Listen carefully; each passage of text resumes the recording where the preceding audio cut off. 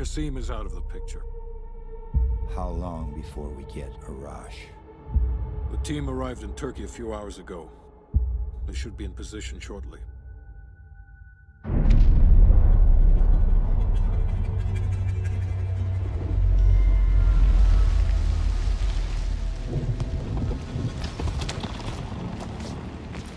Airfield's just up ahead. Let's go find this shithead. Priority is to ID Arash. Things go hot.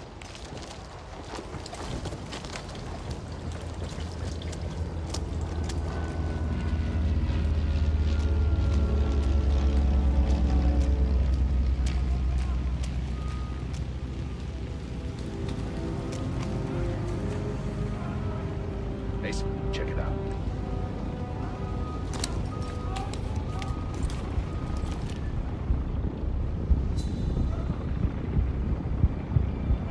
Incoming truck.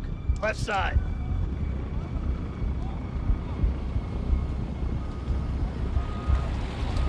Arash might be in the truck.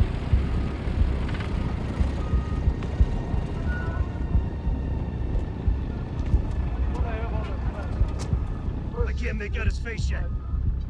I don't want to know. The fuck? He just iced everyone in a truck. That's gotta be Arash. Hold fire. We need a positive ID. That's our man. Take him out.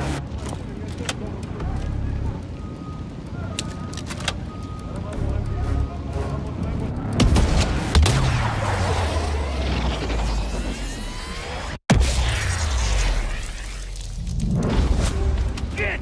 We missed him! Can't let him get away!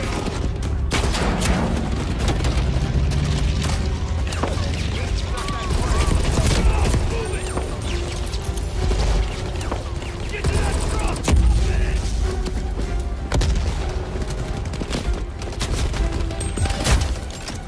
Get in! We can catch him! We can catch him! Come on, get in!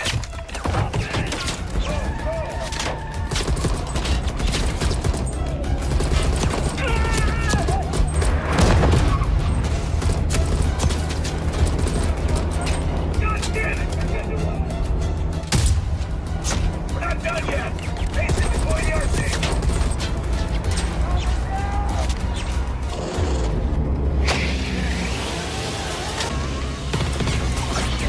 You're landing here!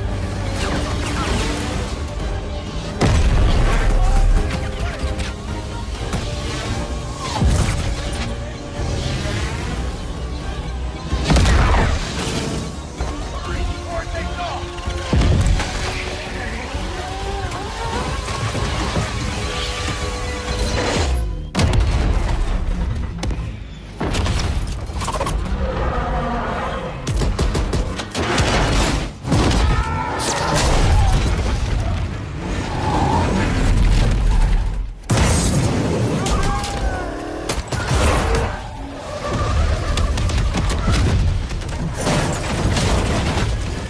It's what's part of the plan!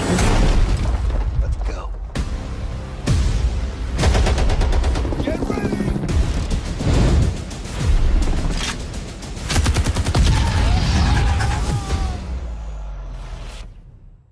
Pre-order a digital copy and get early access to the open beta and instant access to the Woods Operator Pack in Modern Warfare and Warzone.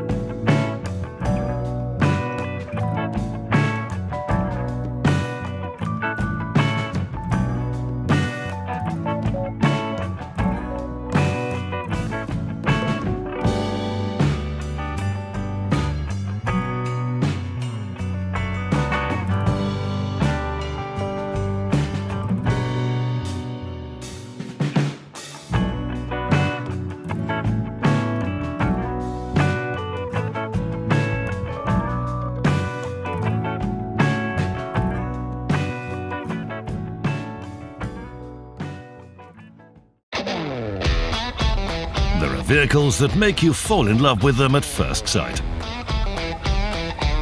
You just saw it, and you already want it. They seduce with their shape, power, and gun length. But not this one. The Badger is good, but it's not so good that you'll like it from the start. So what is this beast, and how do you play it? You'll know in a moment.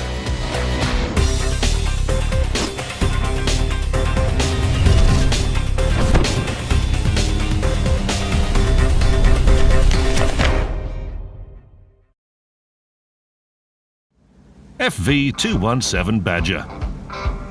This vehicle resembles a brainchild of Soviet or Chinese engineers. Nothing really implies that this is a top-tier British vehicle. Well, almost nothing. And by the way, this armour hides the true British V-shaped 12-cylinder Rolls-Royce engine with a 37-litre capacity. Maybe it traverses faster than others. Think again. The only vehicle slower than the Brit is the Jagdpanzer E100.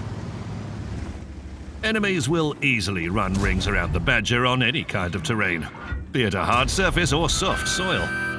It won't stand a chance. Distance is irrelevant for it. It sends shells exactly where the gunner wants them. The gun traverse angle is 30 degrees. The Badger can shoot at different targets without turning its hull. As a result, the risk of being detected is lower. As far as concealment during a shot goes, the Brit is outmatched only by the Swedish Ghost. Yes, this gun has small alpha damage. Yes, it doesn't have the best penetration. But the remaining characteristics are so good that you instantly forget about the first two. The accuracy and aiming time allow the vehicle to hit the most vulnerable spots of the enemy armour. The rate of fire encourages you to exchange shots with any enemy. And when there isn't enough penetration, you can always shift to armour-piercing, composite rigid shells. It won't take long with this rate of fire. Every vehicle has its quirks. The Badger isn't unique in that aspect. And if you decide to go into battle in this TD, you should remember a few simple tips.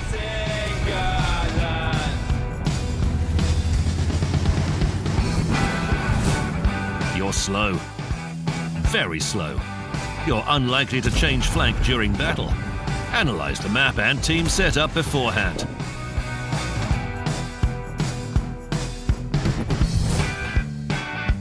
After you've selected a flank, select a role. If an enemy doesn't have artillery, be more aggressive. Push to the front line, soak up damage. If there's artillery, don't get spotted, and start the battle by firing at the vehicles spotted by your teammates.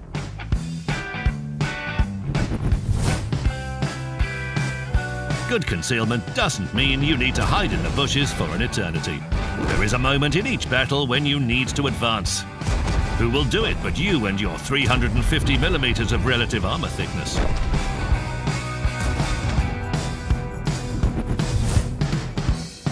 You have a thick front, but your roof, sides and rear are no good. So hide your lower glacis plate. Don't expose the chassis. And absorb damage with your front and front only.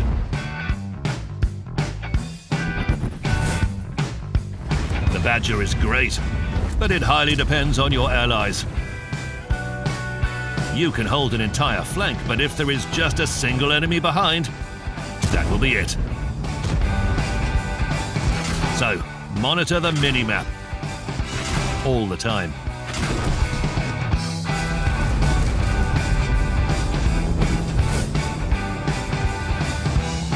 The trump card of this vehicle isn't its concealment, armor, or speed. This is its game changer. And if you want to really enjoy it, use the best DPM in the game as intended. For this to happen, you just need to survive for longer and shoot more often. That's it. In the hands of skillful tankers, this vehicle can do what it was designed for. It achieves crazy numbers of blocked and caused damage. Perhaps not everybody can play on it, but this crazy Badger is really worth every credit spent.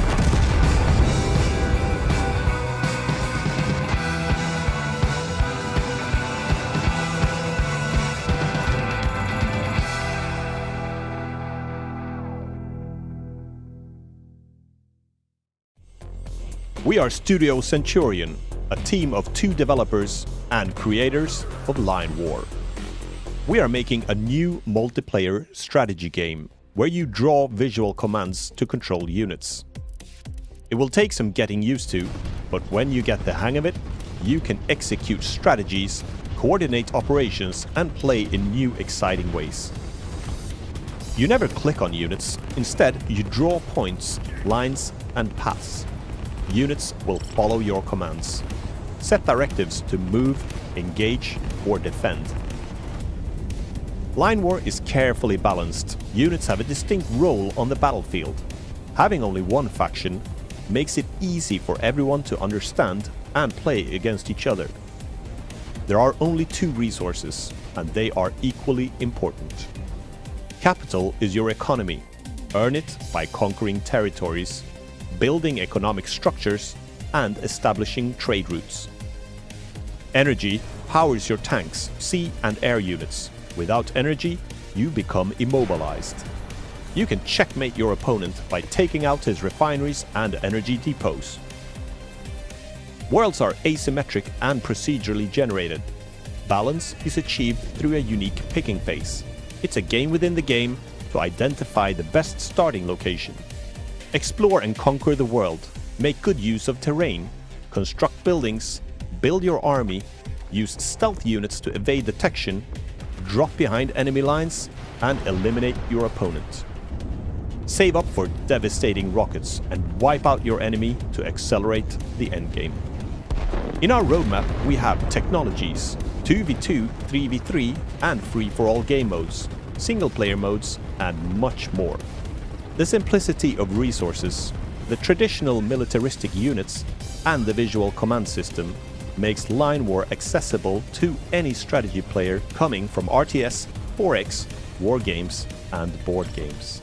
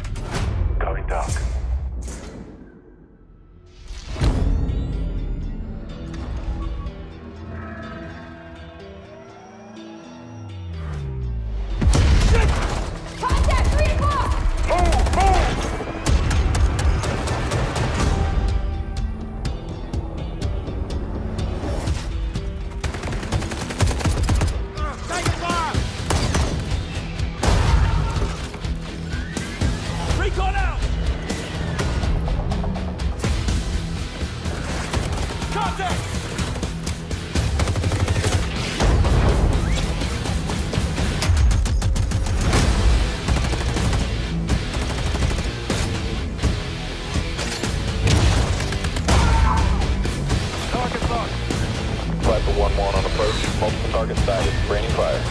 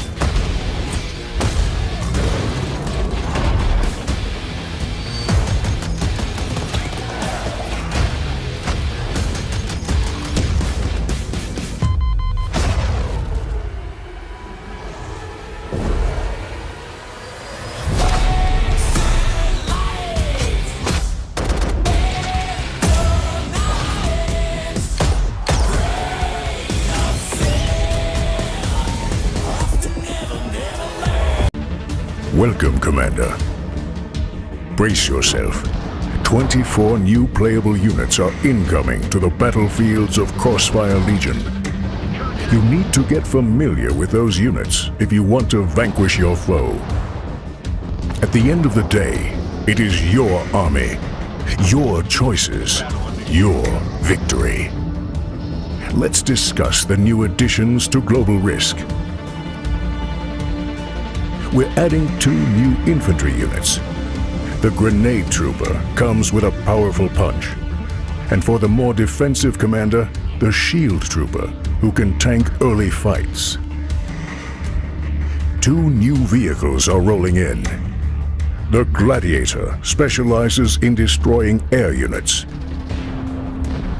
Marshal is a vehicle able to deliver heavy blows from a distance, but which retains high mobility. While this new tank will bolster the ranks, the Imperator will bombard from afar and help you create breaches in enemy defenses.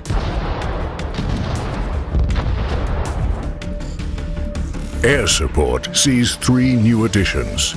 The Rapier fights for air supremacy, and the Halberd delivers surgically tactical strikes. However, it is the Scepter that allows you to rapidly transport your units across enemy lines. Blacklist commanders will be pleased to make the most of these new additions to the corps, starting with 2 new stalwarts of the infantry line.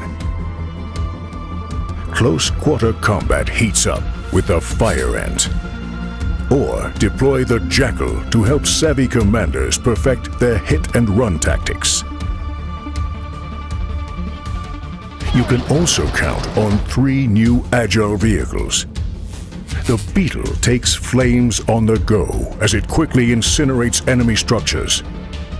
Launching area-denying gas grenades, the Scorpion will outrange most foes, while the Centipede uses its powerful electrical arcs to heal and boost allies or slow enemies. Air supremacy is enforced by 3 new aircraft. The Prion hinders enemies with its EMP rockets. Pick off slow enemies and structures from afar with the Concorde and its explosive drones. The Albatross aids Blacklist's need for rapid deployments with its expensive cargo holds and durability. The AI-enhanced production lines of New Horizon increase their might with the arrival of these new units. Sally forth with 2 new infantry forces. The Ogre deals area of effect damage from afar, while the Minotaurs wield hard-hitting heavy energy cannons. New vehicles expand your tactical options. Manticore's dual cannons can increase an enemy's vulnerability to damage. The Cerberus's powerful railgun punches through multiple targets in a straight line before teleporting to new firing positions.